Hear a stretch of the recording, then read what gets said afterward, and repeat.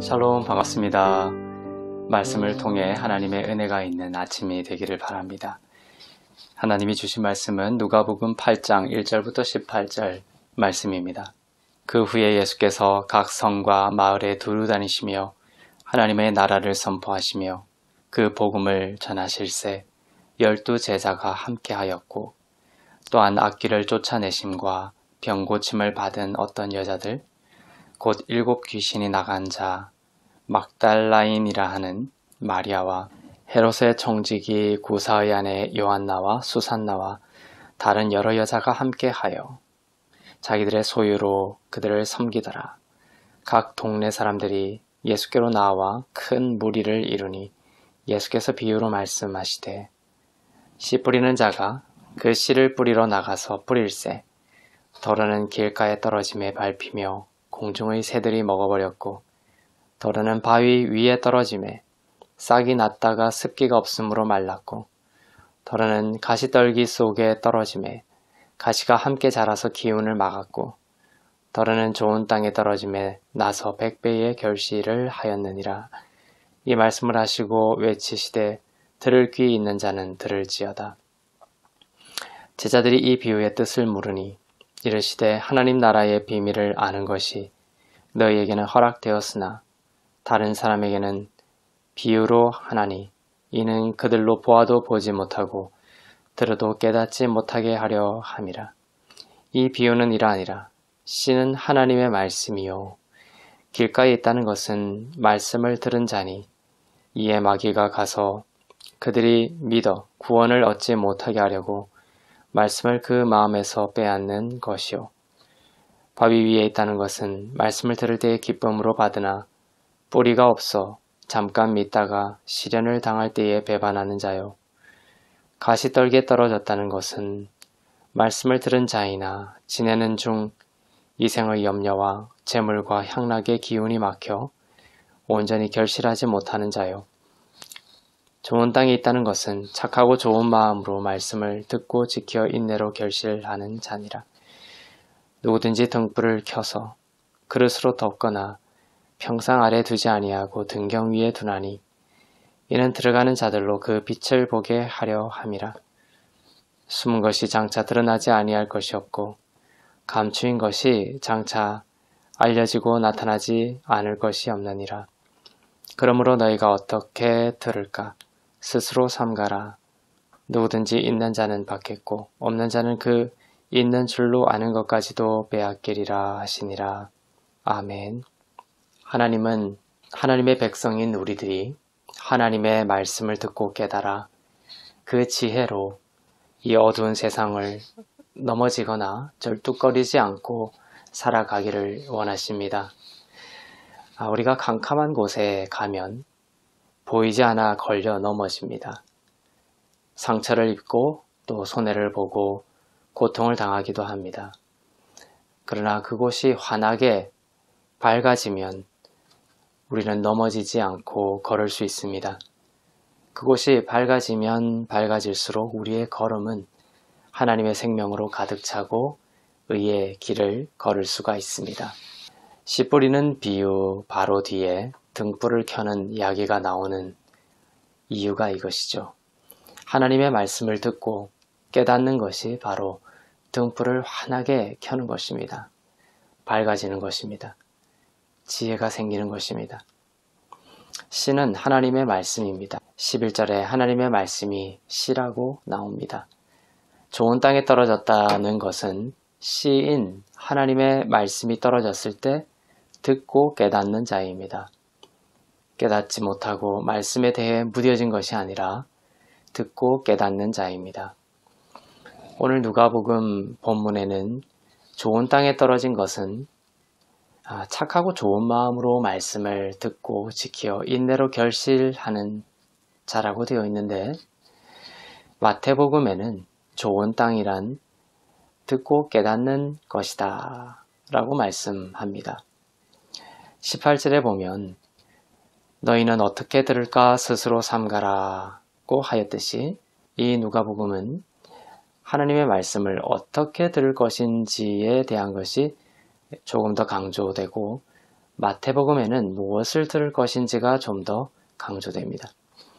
그래서 누가복음에는 착하고 좋은 마음으로 말씀을 듣고 지키어 인내로 라고 되어 있습니다.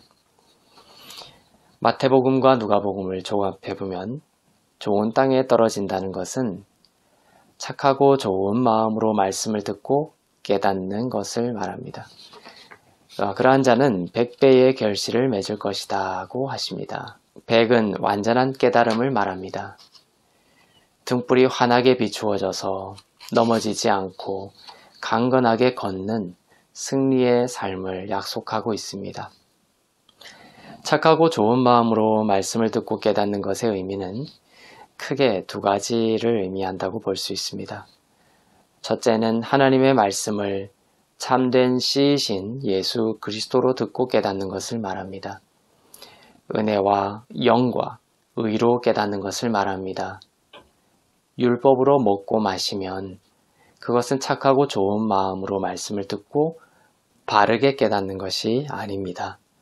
둘째는 들은 말씀을 마귀에게 빼앗기지 않는 것입니다. 12절에 보면 길가에 뿌려졌다는 것은 구원을 얻지 못하게 하려고 마귀가 말씀을 빼앗는 것이라고 기록하고 있습니다. 그 다음에 바위 위에 떨어지는 것, 가시떨기에 떨어지는 것, 모두 공통점은 말씀을 빼앗기는 것입니다. 말씀 묵상을 하다가 곧 포기하거나 삶에 시련이 오거나 환란이 오거나 나쁜 일이 생기면 말씀을 빼앗기고 마는 것입니다. 그 말씀이 사실은 그 환란에서 벗어나게 하는 생명의 능력이라는 것을 알지 못하고 말입니다.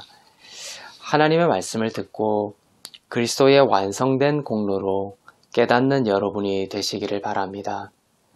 그리고 이 말씀을 어떠한 경우에도 빼앗기지 말고 가까이 하시기를 바랍니다. 말씀을 빼앗기는 것은 주님을 여러분의 삶에서 추방하는 것과 같습니다. 그러나 하나님의 말씀을 착하고 좋은 마음으로 듣고 깨닫고 빼앗기지 않으면 100배의 결실을 맺고 넘어지지 않고 풍성함을 얻는 지혜와 계시를 얻게 될 것입니다. 씨 뿌리는 비유 다음의 이야기처럼 깨닫는 것은 등불을 환하게 켜서 등경 위에 두고 나를 포함해 모든 이가 그 빛을 보는 것입니다. 숨은 것이 장차 드러나지 아니할 것이 없고 감추인 것이 장차 알려지고 나타나지 않을 것이 없다는 것은 말씀을 듣고 깨달으면 그동안 그리스도에 대해 무지했던 숨어있던 것이 더욱 드러나고 구약에서 율법에서 감추어진 것들이 그리스도로 알려져서 여러분에게 환하게 비추는 생명을 주는 지혜와 계시가 될 것이라는 것입니다. 마음에도 눈이 있습니다. 말씀을 듣고 깨달아 지혜와 계시를 얻는 것을 성경은 마음의 눈을 환하게 밝히는 것으로 나타냅니다. 마음의 눈을 밝히는 것이 바로 등불을 밝혀서 등경 위에 두는 것과 같습니다. 에베소서 1장 17절부터 18절을 보겠습니다. 우리 주 예수 그리스도의 하나님 영광의 아버지께서 지혜와 계시의 영을 너희에게 주사 하나님을 알게 하시고 너희 마음의 눈을 밝히사 그의 부르심의 소망이 무엇이며 성도 안에서 그 기업의 영광의 풍성함이 무엇이며. 여러분이 하나님의 말씀을 듣고 깨닫기를 원합니다. 그리스도의 말씀을 듣고 깨닫고 말씀에 운명을 거시길 바랍니다. 좋지 않은 일이 오더라도 하나님의 말씀을 선포하며 내게 좋은 일이 오고 있으며 주님이 나와 함께 하시며 재앙이 가까이 오지 못하리라. 말씀을 선포하며 생명을 거시길 바랍니다. 그 말씀이 여러분을 살리고 인도하실 것입니다. 여러분의 인생이 하나님의 말씀을 듣고 깨달아 등경 위에 둔 등불처럼 어둠을 밝히고 넘어지지 않는, 넘어져도 다시 강건하게 일어서는 영생의 삶이 되기를 주님의 이름으로 축원합니다. 기도하겠습니다. 사랑의 하나님 아버지, 착하고 좋은 마음으로 하나님의 말씀을 듣고 깨닫게 하옵소서. 환난과 시련이 와도 말씀을 빼앗기지 않게 하옵소서. 그리스도의 말씀으로 먹고 마시게 하옵소서. 듣고 깨달을 때 마음의 눈을 밝히시고 등경 위에 둔 등불처럼 환한 지혜와 계시로 우리의 인생을 생명의 길로 비추어 주옵소서. 감사드리며 우리 주 예수 그리스도의 이름으로 기도합니다. 아멘.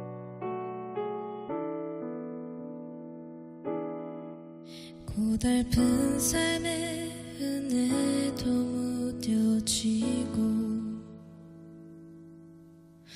곧 사라질 것에 내 맘 두네.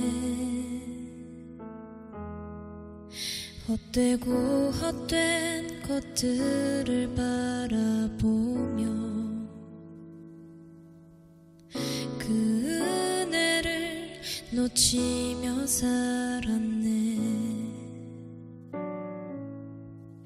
주어진 삶을 묵묵히 살아가며 날 붙드신 주 예수를 보내. 사망 가운데 놓여진 나의 삶을 날 건지신 그 이름 예수. 나의 한숨을 바꾸셨네. 주를 향한 노래로, 소망의 노래로 나의 눈물을 거두신 주 예수 이름 안에 살게 하소서.